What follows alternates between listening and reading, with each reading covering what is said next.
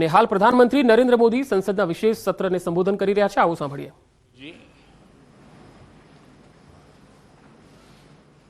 देश की 75 वर्षों की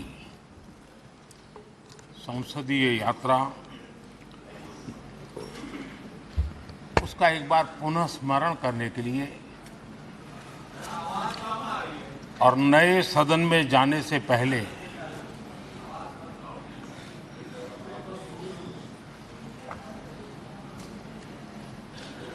उन प्रेरक पलों को,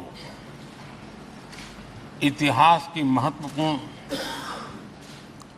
घड़ी को स्मरण करते हुए आगे बढ़ने का ये अवसर है. हम सब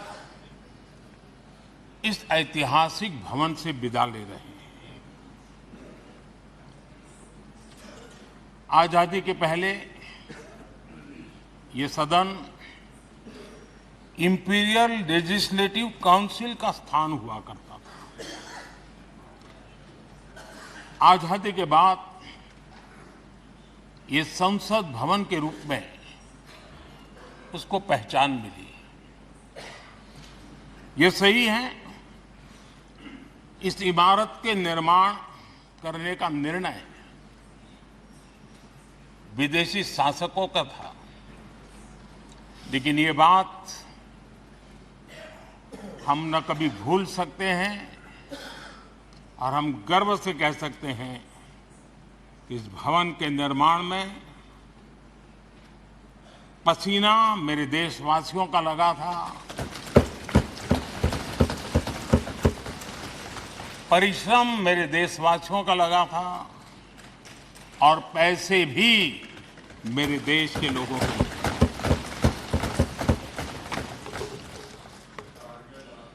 इस 75 वर्ष की हमारी यात्रा ने अनेक लोकतांत्रिक परंपराओं और प्रक्रियाओं का उत्तम से उत्तम सृजन किया है और इस सदन में रहे हुए सबने उसमें सक्रियता से योगदान भी दिया है और साक्षी भाव से उसको देखा भी है. हम भले नए भवन में जाएंगे, लेकिन पुराना भवन भी, ये भवन भी आने वाली पीढ़ियों को हमेशा हमेशा प्रेरणा देता रहेगा.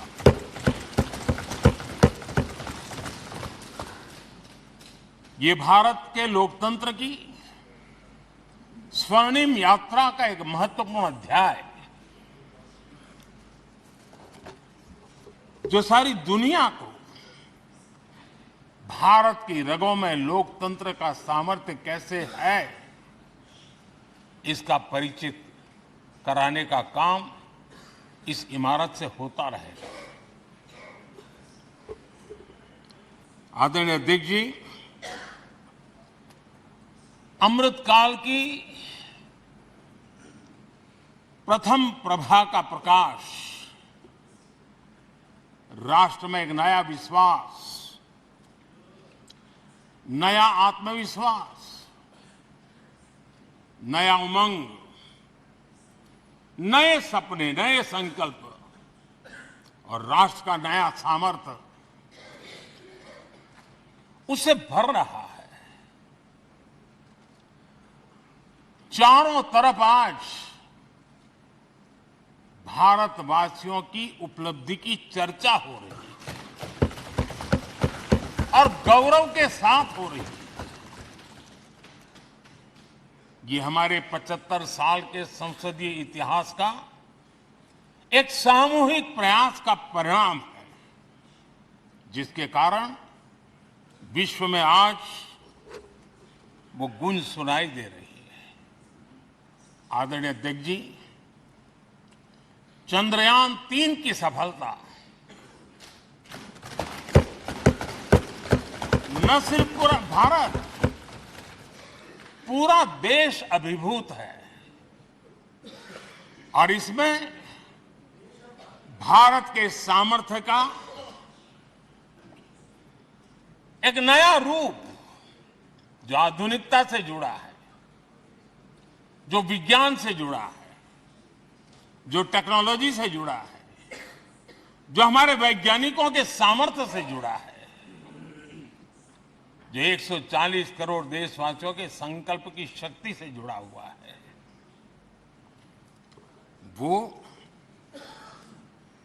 देश और दुनिया पर एक नया प्रभाव पैदा करने वाला है। ये सदन और इस सदन के माध्यम से मैं फिर एक बार देश के वैज्ञानिकों और उनके साथियों को कोटि कोटि बधाइयां देता हूं, उनका अभिनंदन करता हूं।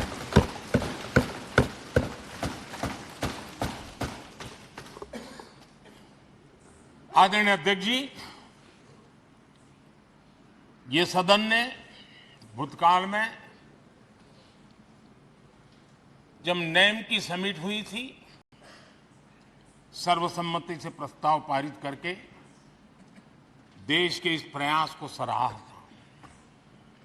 आज G20 की सफलता को भी आपने सर्वसम्मति से सराहा है। मैं मानता हूं देशवासियों का आपने गौरव बढ़ाया है। मैं आपका आभार व्यक्त करता हूं। G20 की सफलता 140 करोड़ देशवासियों की है। ये भारत की सफलता है, किसी व्यक्ति की सफलता नहीं है, किसी दल की सफलता नहीं है। भारत के फेडरल स्ट्रक्चर ने, भारत की विविधता ने 60 स्थानों पर 200 से अधिक समिट और उसकी मेजबानी हिंदुस्तान के अलग अलग रंग रूप में देश की अलग अलग सरकारों ने बड़े आन बान शान से की, और ये प्रभाव पूरे विश्व भर के मन पर पड़ा हुआ है। ये हम सबके सेलिब्रेट करने वाला विषय है, देश के गौरवगान को बढ़ाने वाला है। और जैसा आपने उल्लेख किया, भारत इस बात के लिए गर्व करेगा, जब भारत अध्यक्ष रहा उस समय अफ्रीकन यूनियन इसका सदस्य बना। मैं उस इमोशनल पल को भूल नहीं सकता जब अफ्रीकन यूनियन की घोषणा हुई और अफ्रीकन यूनियन के प्रेसिडेंट, उन्होंने एक इंटरव्यू में कहा कि मेरे जीवन में ऐसी पल थी, शायद मैं बोलते बोलते रो पड़ूंगा। आप कल्पना कर सकते हैं कि कितनी बड़ी अपेक्षा और आशाएं पूरी करने का काम भारत के भाग्य में आया। आदरणीय अध्यक्ष जी, भारत के प्रति शक करने का एक स्वभाव कई लोगों का बना हुआ है, और जब आजादी मिली तब से चल रहा है। इस बार भी यही था, कोई डिक्लेरेशन नहीं होगा, असंभव है। लेकिन ये भारत की ताकत है कि वह भी हुआ, और विश्व सर्वसम्मति से एक साझा घोषणा पत्र लेकर के, आगे का रोड मैप लेकर के यहां से प्रारंभ हुआ है। और अध्यक्ष जी, आपके नेतृत्व में, क्योंकि भारत की अध्यक्षता नवंबर के आखिरी दिन तक है, इसलिए अभी हमारे पास जो समय है उसका उपयोग हम करने वाले हैं। और आपकी अध्यक्षता में दुनिया भर के ये जो G20 के सदस्य हैं, P20 पार्लियामेंट के स्पीकर्स की एक समिट, जैसे आपने घोषणा की, सरकार का आपके इस प्रयासों को पूरा समर्थन रहेगा, पूरा सहयोग रहेगा। आदरणीय अध्यक्ष जी, हम सबके लिए गर्व की बात है कि आज भारत विश्व मित्र के रूप में अपनी जगह बना पाया है। पूरा विश्व भारत में अपना मित्र खोज रहा है, पूरा विश्व भारत की मित्रता को अनुभव कर रहा है,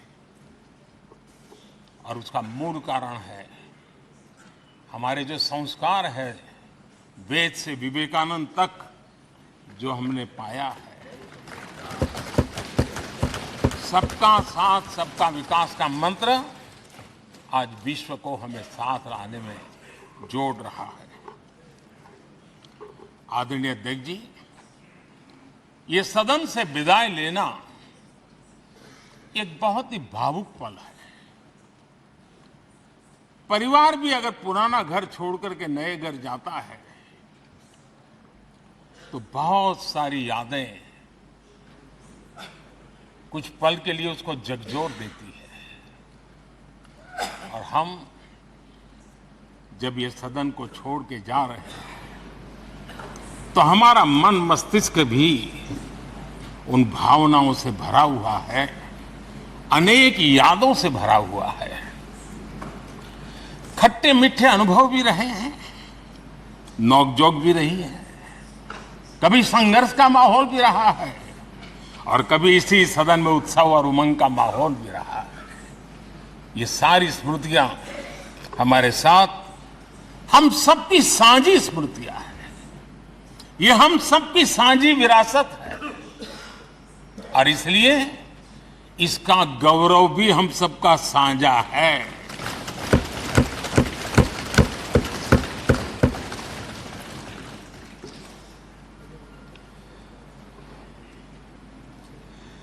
आजाद भारत के नवनिर्माण से जुड़ी हुई अनेक घटनाएं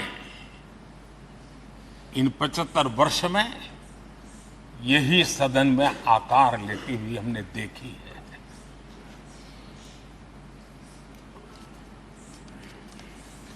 आज हम जब इस सदन को छोड़ करके नए सदन की ओर प्रस्थान करने वाले हैं तब भारत के सामान्य मानवीय की भावनाओं को जहां जो आदर मिला है, सम्मान मिला है, उसकी अभिव्यक्ति का भी यह अवसर है। और इसलिए आदरणीय अध्यक्ष जी, मैं पहली बार जब संसद का सदस्य बना और पहली बार एक सांसद के रूप में इस भवन में मैंने प्रवेश किया तो सहज रूप से मैंने इस संसद भवन के दौर पक्ति पर अपना शीश झुका करके इस लोकतंत्र के मंदिर को श्रद्धा भाव से नमन करते हुए मैंने पैर रखा था। वो पल मेरे लिए भावनाओं से भरी हुई थी, मैं कल्पना नहीं कर सकता था। लेकिन भारत के लोकतंत्र की ताकत है,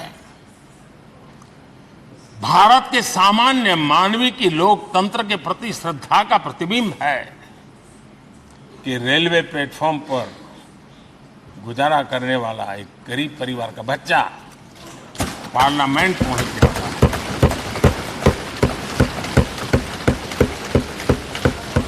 मैंने कभी कल्पना तक नहीं की थी कि देश मुझे इतना सम्मान देगा, इतना आशीर्वाद देगा, इतना प्यार देगा। सोचा नहीं था अध्यक्ष जी। आदरणीय अध्यक्ष जी, हम में से बहुत लोग हैं जो संसद भवन के अंदर जो चीजें लिखी गई उसको पढ़ते भी रहते हैं, कभी कभी उसका उल्लेख भी करते हैं। हमारे यहाँ संसद भवन के प्रवेश द्वार पर एक छांदोग्य उपनिषद का एक वाक्य है, लोक द्वारम करके पूरा वाक्य है। उसका मतलब ये होता है कि जनता के लिए दरवाजे खोलिए और देखिए कि कैसे वो अपने अधिकारों को प्राप्त करती है। हमारे ऋषि मुनियों ने ये लिखा हुआ है, हमारे प्रवेश द्वार पर लिखा हुआ है। हम सब और हमारे पहले जो यहां रहे हैं वो भी इस सत्यता के साक्षी है। आदरणीय अध्यक्ष जी, समय रहते जैसे जैसे वक्त बदलता गया, ये हमारे सदन की संरचना भी निरंतर बदलती रही है और अधिक समावेशी बनती गई है। समाज के हर वर्ग का प्रतिनिधि विविधताओं से भरा हुआ इस सदन में नजर आता है। अनेक भाषाएं हैं, अनेक बोलियां हैं, अनेक पहरवेश हैं, अनेक खान-पान है। सदन के अंदर सब कुछ है और समाज के सभी तबके के लोग, चाहे वो सामाजिक रचना के हो, चाहे आर्थिक रचना के हो, चाहे गांव या शहर के हो, एक प्रकार से पूर्ण रूप से समावेशी वातावरण सदन में पूरी ताकत के साथ जन सामान्य की इच्छा आकांक्षाओं को प्रकट करता रहा है। दलित हो, पीड़ित हो, आदिवासी हो, पिछड़े हो, महिलाएं हो, हर एक का धीरे धीरे धीरे योगदान बढ़ता चला गया है। आदरणीय अध्यक्ष जी, प्रारंभ में महिलाओं की सदस्य संख्या कम थी, लेकिन धीरे धीरे माताओं बहनों ने भी इस सदन की गरिमा को बढ़ाया है। इस सदन के गरिमा में बहुत बड़ा बदलाव लाने में उनका योगदान रहा है। आदरणीय अध्यक्ष जी, प्रारंभ से अब तक एक मोटा हिसाब लगाता था, करीब 7,500 से अधिक जनप्रतिनिधि दोनों सदनों में मिलाकर के योगदान दे चुके हैं। इतने सालों में 7,500 से करीब ज्यादा। इस कालखंड में करीब 600 महिला सांसदों ने भी इस सदन की गरिमा को बढ़ाया है, दोनों सदन में। और आदरणीय अध्यक्ष जी, आप जानते हैं कि इस सदन में आदरणीय इंद्रजीत गुप्ता जी 43 ईयर, अगर मेरी गलती नहीं हो तो 43 ईयर इस सदन में लंबा समय बैठ करके इस सदन के साक्षी बनने का उनको सौभाग्य मिला था। और यही सदन है आदरणीय अध्यक्ष जी, जहां शकीकुर रहमान जी 93 की एज में भी सदन में अपना योगदान देते रहे, जबकि उनकी उम्र 93। और आदरणीय अध्यक्ष जी, ये भारत के लोकतंत्र की ताकत है कि 25 साल की उम्र की चंद्रमणि मुर्मू इस सदन की सदस्य बनी थी। सिर्फ 25 साल की उम्र की सबसे छोटी उम्र की सदस्य बनी थी। आदरणीय अध्यक्ष महोदय, वाद विवाद, कटाक्ष, ये सब कुछ हम सब ने अनुभव किया है, हम सब ने इनिशिएट भी किया है, कोई बाकी नहीं है।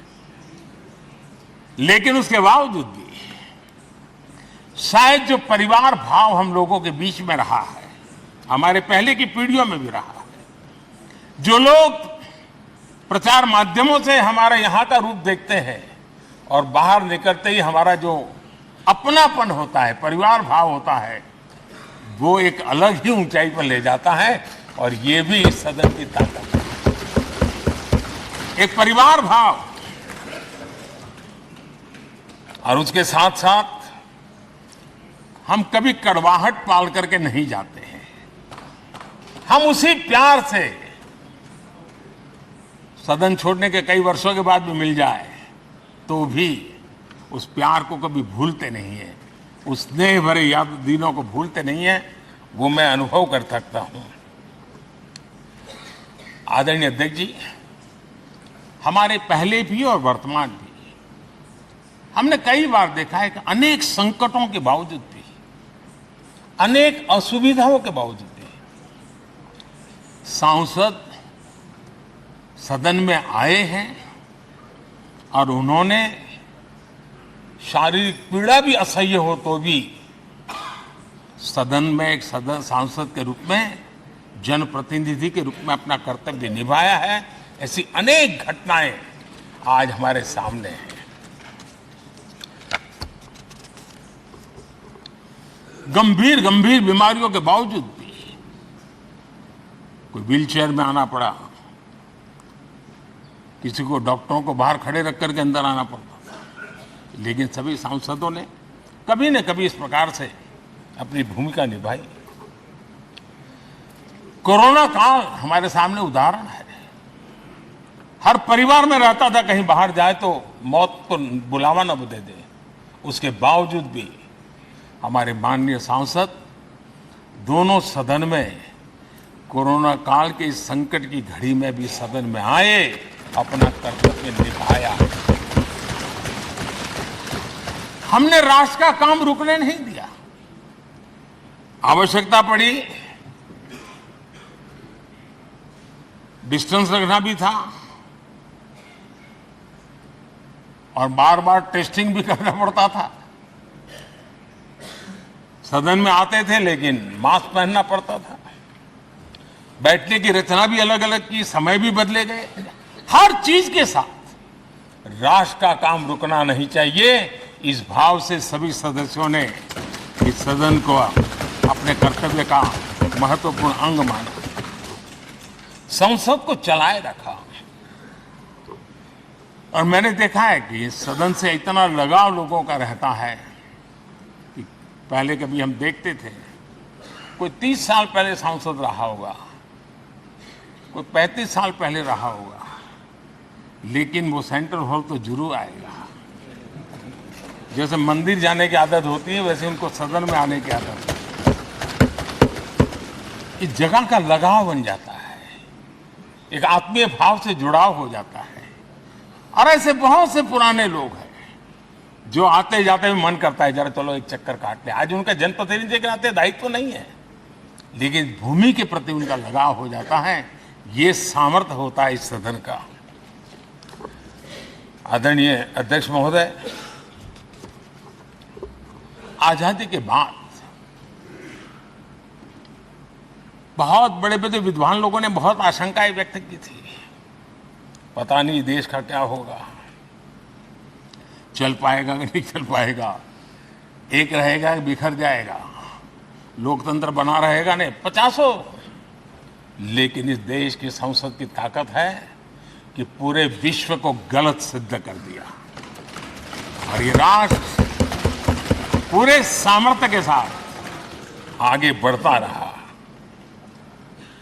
और इस विश्वास से कि हम भले आशंकाएं होंगी, घने काले बादल होंगे, लेकिन सफलता प्राप्त करते रहेंगे। और ये हम सब लोगों ने, हमारी पुरानी पीढ़ियों ने मिलकर के इस काम को करके दिखाया है। इसका गौरवगान करने का ये अवसर है। आदरणीय अध्यक्ष जी, इसी भवन में 2 साल 11 महीने तक संविधान सभा की बैठकें हुई और उसने देश के लिए एक मार्गदर्शक जो आज भी हमें चलाता है, हमारे संविधान दिया। और 26 नवंबर 1949 को जो संविधान हमें मिला वो 26 जनवरी 1950 को लागू हुआ। इन 75 वर्षों में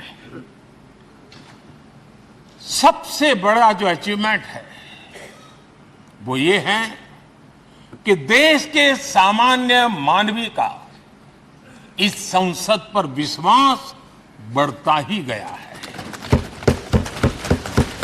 और लोकतंत्र की सबसे बड़ी ताकत यही है कि इस महान संस्था के प्रति, इस महान इंस्टीट्यूशन के प्रति, इस व्यवस्था के प्रति उनका विश्वास अटूट रहे, विश्वास उनका बना रहे।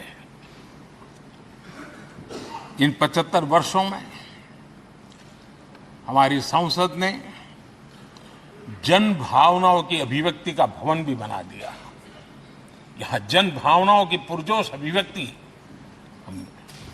और हम देखते हैं राजेंद्र बाबू से लेकर डॉक्टर कलाम,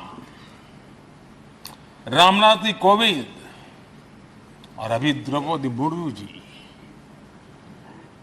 इन सब के संबोधन का लाभ हमारे सदनों को मिला है, उनका मार्गदर्शन मिला है। आदरणीय अध्यक्ष जी, पंडित नेहरू जी, शास्त्री जी, वहां से लेकर के अटल जी, मनमोहन सिंह जी तक एक बहुत बड़ी श्रृंखला जिसने इस सदन का नेतृत्व किया है और सदन के माध्यम से देश को दिशा दी है, देश को नए रंग रूप में ढालने के लिए उन्होंने परिश्रम किया है, पुरुषार्थ किया है। आज उन सबका गौरवगान करने का भी अवसर है। आदरणीय अध्यक्ष जी,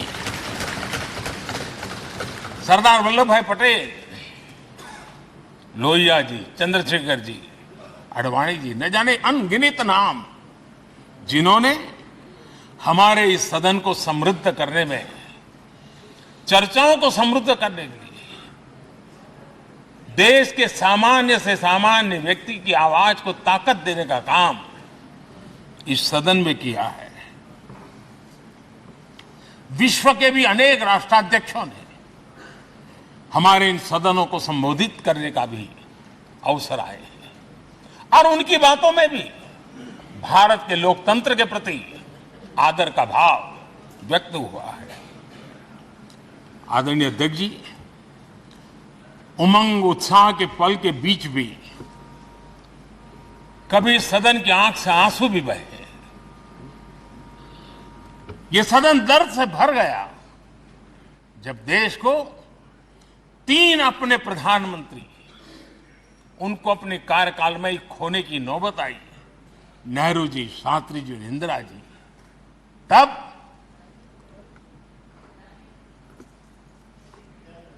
ये सदन अश्रुभीनी आंखों से उन्हें विदाई दे रहा था।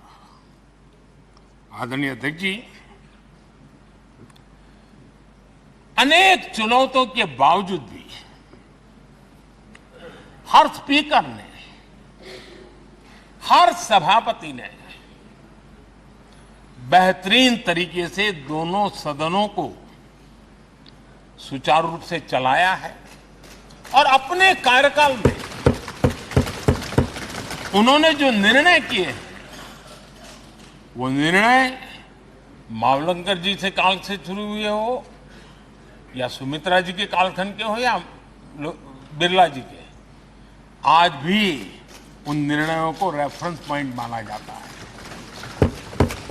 ये काम हमारे करीब 17 स्पीकर और उसमें 2 हमारी महिला स्पीकर ने भी, और मावलंकर जी से लेकर के सुमित्रा ताई तक और बिरला जी का मार्गदर्शन आज भी हमें मिल रहा है।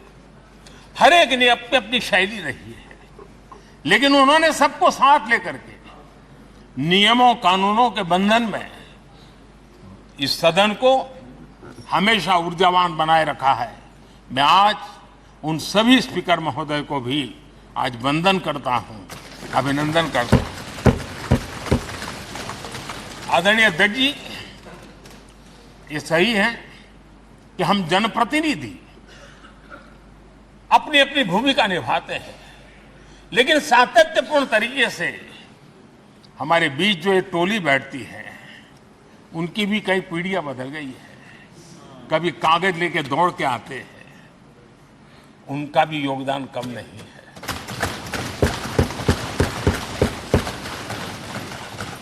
हमें कागज पत्र पहुंचाने के लिए दौड़ते हैं, सदन में कोई गलती ना हो जाए, उसके निर्णय में कोई गलत ना हो जाए, उसके लिए वो चौकन्ने रहते हैं।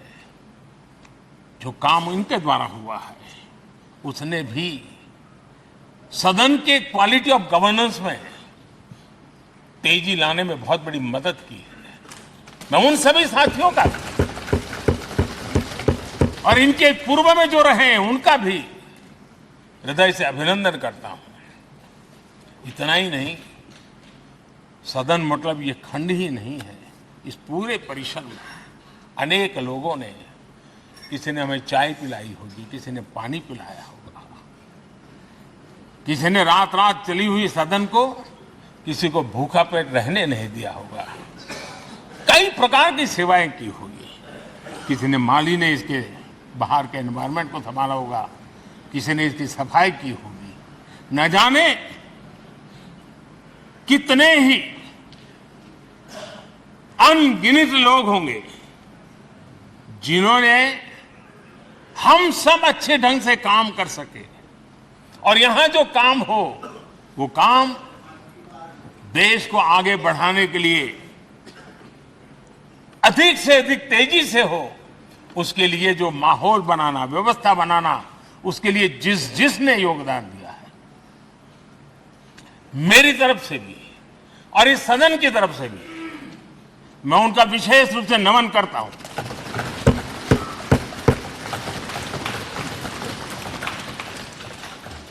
आदरणीय अध्यक्ष जी, लोकतंत्र का ये सदन, आतंकी हमला हुआ, पूरे विश्व में यह आतंकी हमला एक इमारत पर नहीं था, ये मदर ऑफ डेमोक्रेसी एक प्रकार से हमारी जीवात्मा पर यह हमला था। ये देश उस घटना को कभी भूल नहीं सकता है, लेकिन आतंकियों से लड़ते लड़ते सदन को बचाने के लिए और हर सदस्य को बचाने के लिए जिन्होंने अपने सीने पर गोलियां झेली, आज मैं उनको भी नमन करता हूं। हमारे बीच नहीं है, लेकिन उन्होंने बहुत बड़ी रक्षा की है। आदरणीय अध्यक्ष जी, जब आज हम इस सदन को छोड़ रहे हैं, तब मैं उन पत्रकार मित्रों को भी याद करना चाहता हूं जिन्होंने जीवन में,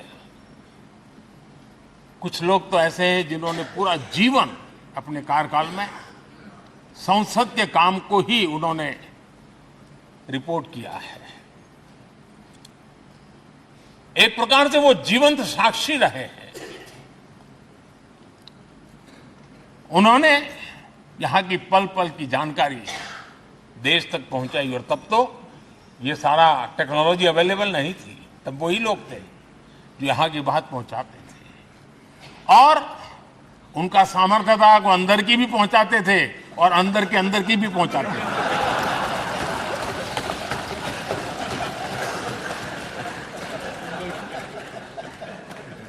और मैंने देखा कि ऐसे पत्रकारिता जिन्होंने संसद को कवर किया,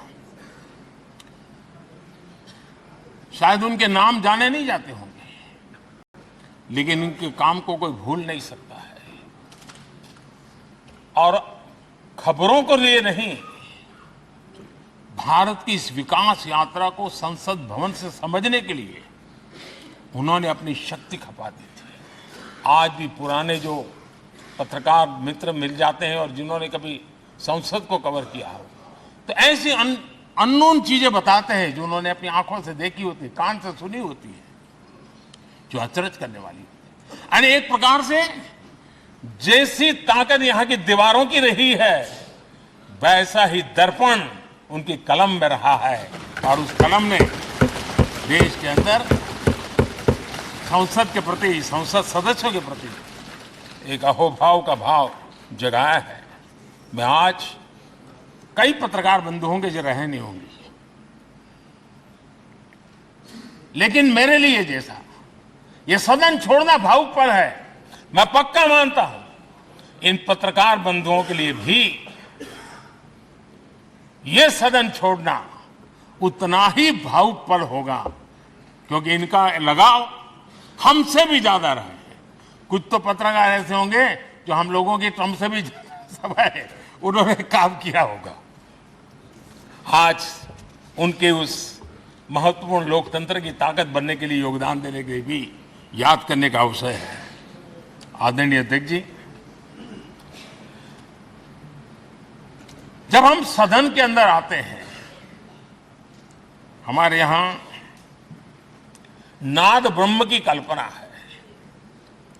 हमारे शास्त्रों में माना गया है किसी एक स्थान पर अनेक बार एक ही लय में उच्चारण होता है तो वो तपोस्थली बन जाता है, उसके एक पॉजिटिव वाइब होते हैं। नाद की एक ताकत होती है जो स्थान को सिद्धि स्थान में परिवर्तित कर देती है। मैं मानता हूं ये सदन भी उस 7-7.5 हजार जनप्रतिनिधियों के द्वारा बार बार जो शब्द गूंजे हैं, जो वाणी यहां गूंजी है, उसने इस सदन में हम बैठकर आगे चर्चा करें या ना करें, लेकिन इसकी गूंज इसे तीर्थ क्षेत्र बना देती है।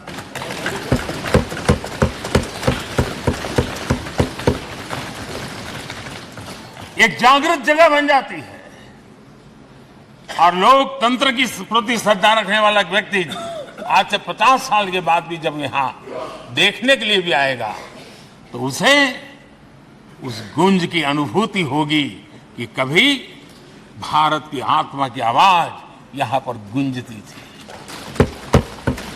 और इसलिए अध्यक्ष महोदय,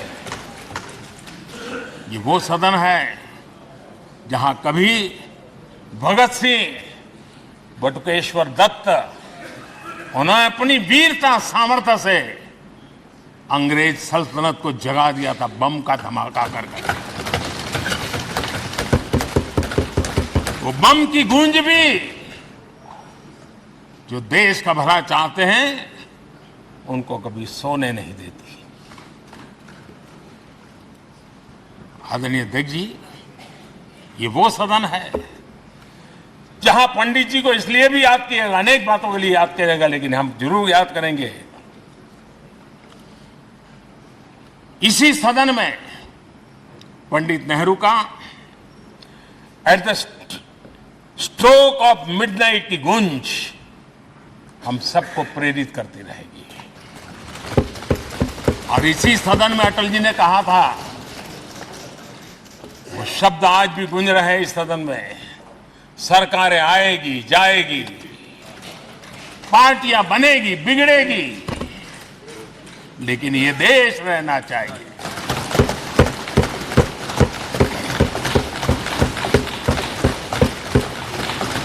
आदरणीय अध्यक्ष जी, पंडित नेहरू की जो प्रारंभिक मंत्री परिषद थी, बाबा साहब आम्बेडकर जी एक मंत्री के रूप में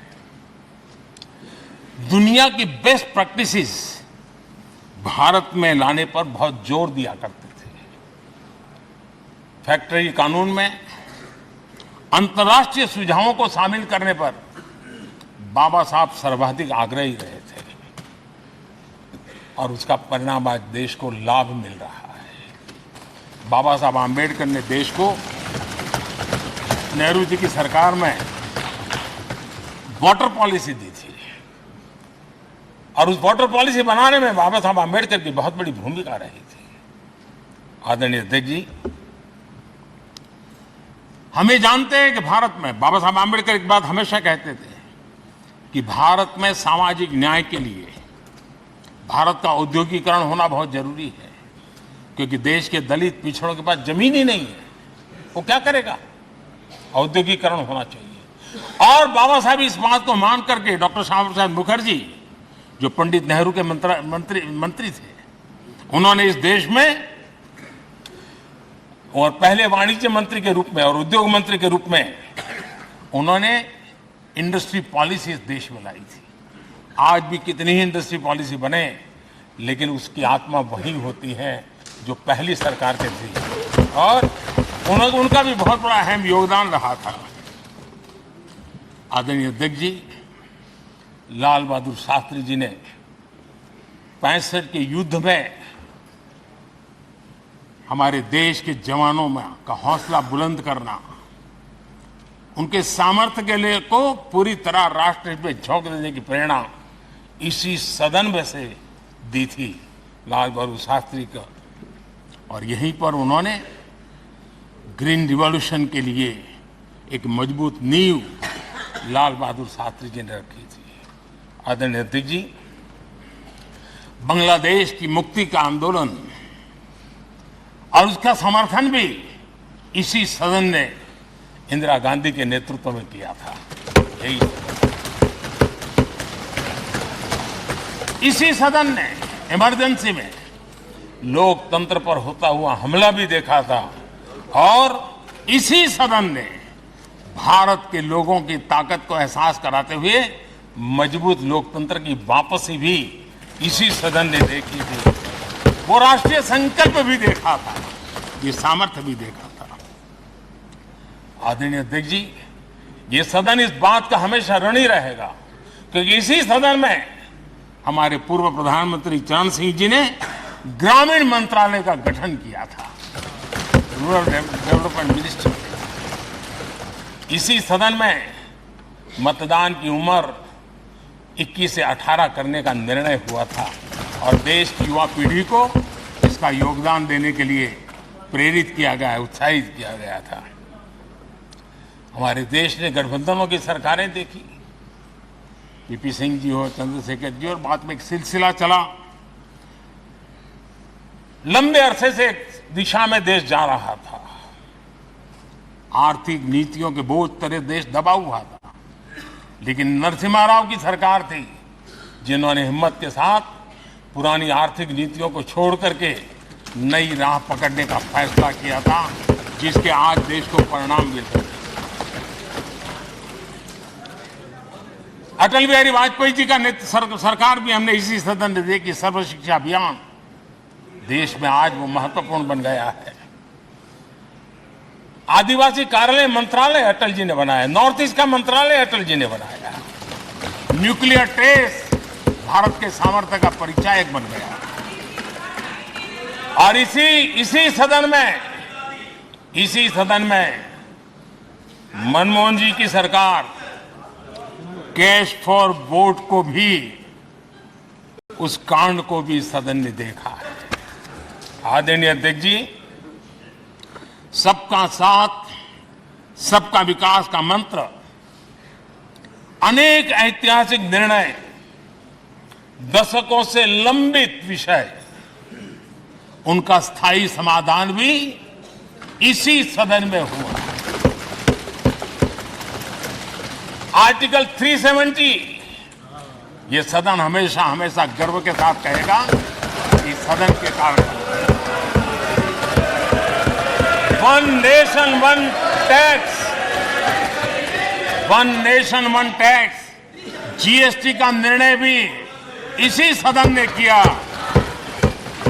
one rank one pension, OROP, ये भी इसी सदन ने देखा। गरीबों के लिए 10% आरक्षण कोई विवाद के बिना पहली बार इस देश में करने में सफल रहे। आदरणीय अध्यक्ष जी, भारत के लोकतंत्र में तमाम उतार चढ़ाव हमने देखे हैं और ये सदन लोकतंत्र की ताकत है, लोकतंत्र की ताकत की साक्षी है, जन विश्वास का एक केंद्र बिंदु रहा है। इस सदन की विशेषता देखिए और दुनिया के लोगों को आज भी अचरज होता है। यह सदन है जिसमें कभी 4 सांसद वाली पार्टी सत्ता में होती थी और 100 सदस्य वाली पार्टी विपक्ष में बैठती थी। ये भी सामर्थ्य इस सदन के लोकतंत्र की ताकत का परिचय कराता है। और यही सदन है जिसमें एक वोट से अटल जी की सरकार गई थी और लोकतंत्र की गरिमा को बढ़ाया था। ये भी इसी सदन में हुआ। आज अनेक छोटी छोटी रीजनल पार्टियों का प्रतिनिधित्व हमारे देश की विविधता को, हमारे देश के एस्पिरेशंस का एक प्रकार से वो आकर्षक केंद्र बिंदु बना है। आदरणीय अध्यक्ष जी, इस देश में 2 प्रधानमंत्री ऐसे रहे, मोरारजी भाई वीपी सिंह। एक प्रकार से कांग्रेस में जीवन खपाया था, लेकिन एंटी कांग्रेस गवर्नमेंट का नेतृत्व कर रहे थे। ये भी इसकी विशेषता थी। और हमारे नरसिम्हा राव जी, वो तो बिस्तरा गोल करके घर जाने की तैयारी कर रहे थे, निवृत्ति की घोषणा कर चुके थे, लेकिन यही लोकतंत्र की ताकत देखिए, सदन की ताकत देखिए, वो प्रधानमंत्री के रूप में 5 साल हमारी सेवा कर।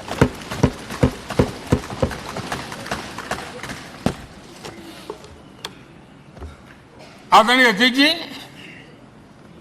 सबकी सहमति से कठिन कार्य होते हुए हमने देखे हैं। 2000 की साल थी, अटल जी की सरकार थी।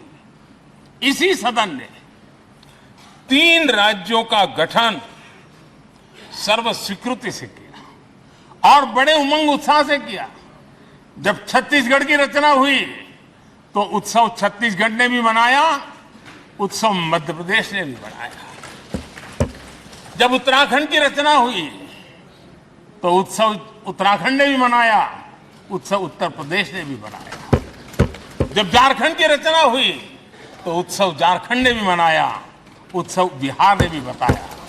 ये हमारे सदन का सामर्थ्य, सब सहमति का वातावरण बना करके।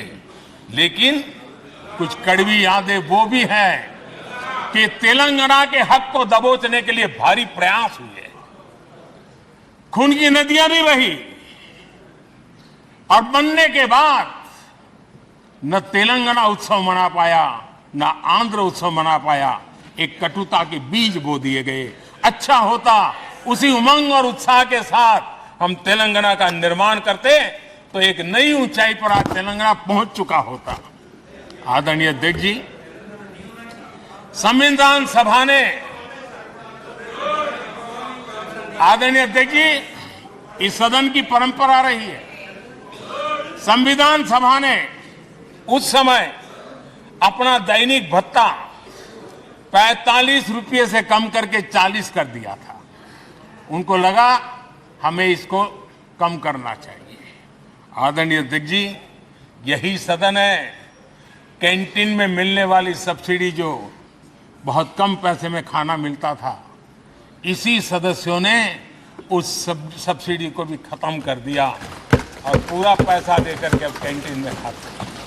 आदरणीय अध्यक्ष जी, कोरोना काल में जब जरूरत पड़ी तो यही सांसद जिन्होंने एमपी लेड फंड को छोड़ दिया और देश को इस संकट की घड़ी में मदद करने के लिए आगे आए। इतना ही नहीं, कोरोना काल में इसी सदन के सांसदों ने अपने तनख्वाह में 30% कटौती की और उन्होंने देश के सामने आए हुए संकट में अपनी बहुत बड़ी जिम्मेवारी निभाई। आदरणीय अध्यक्ष जी, हम गर्व से कह सकते हैं, ये सदन में बैठे हुए लोग भी कह सकते हैं, हमारे पूर्वज जो सदन में बैठे थे वो भी कह सकते हैं कि हम ही लोग हैं जिन्होंने हम पर डिसिप्लिन लाने के लिए हमारे यहां जनप्रतिनिधित्व कानून में समय समय पर कठोरता बरती। नियम हमने ही लादे, हमने ही तय किया कि नहीं, जनप्रतिनिधि के जीवन में ये नहीं हो सकता। मैं मानता हूं ये जीवंत लोकतंत्र का बहुत बड़ा उदाहरण है और ये सदन ने दिया है, यही माननीय सांसदों ने दिया है और हमारी पुरानी पीढ़ी के सांसदों ने दिया है। और मैं मानता हूं कि कभी कभी उन चीजों को भी याद करना चाहिए। आदरणीय अध्यक्ष जी, हम जो वर्तमान सांसद हैं उनके लिए तो ये विशेष सौभाग्य का अवसर है। सौभाग्य का अवसर इसलिए है कि हमें इतिहास और भविष्य दोनों की कड़ी बनने का अवसर मिला है।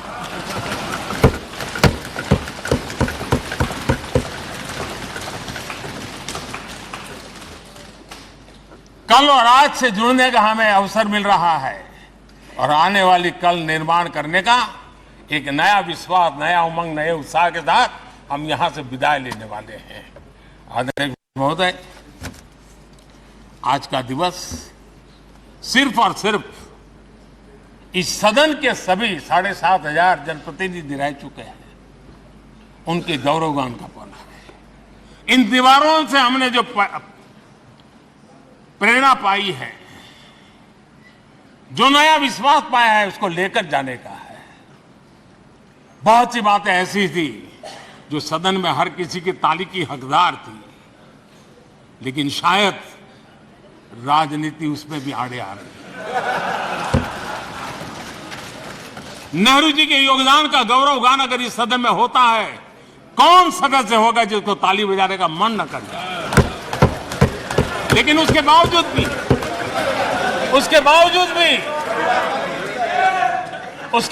भी देश के लोकतंत्र के लिए बहुत जरूरी है हम सब ने अपने यहां सोच लें।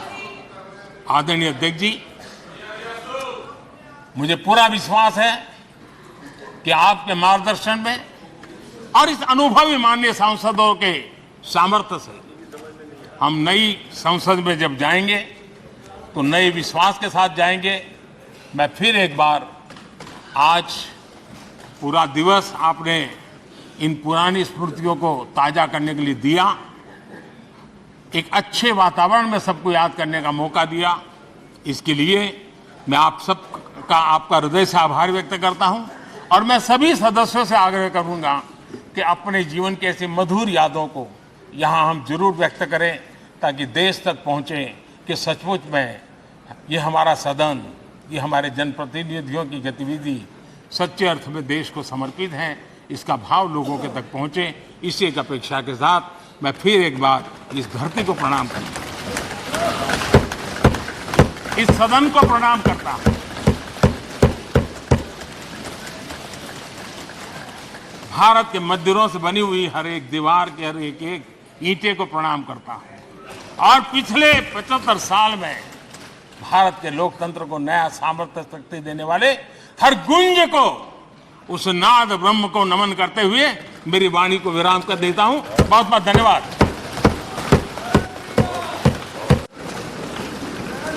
माननीय सदस्यगण, माननीय प्रधानमंत्री जी ने इस सदन की सीख, अनुभव, यहाँ की प्रेरणा, तो संसदના વિશેષ સત્રમાં પીએમનું સંબોધન જોવા મળ્યું અને અનેક તેઓએ જે વાતો હતી તે વાગોળી હતી. લોકતંત્રના અનેક ઉતાર ચઢાવ આ સંસદે જોયા હોવાની પણ તેમણે વાત કરી.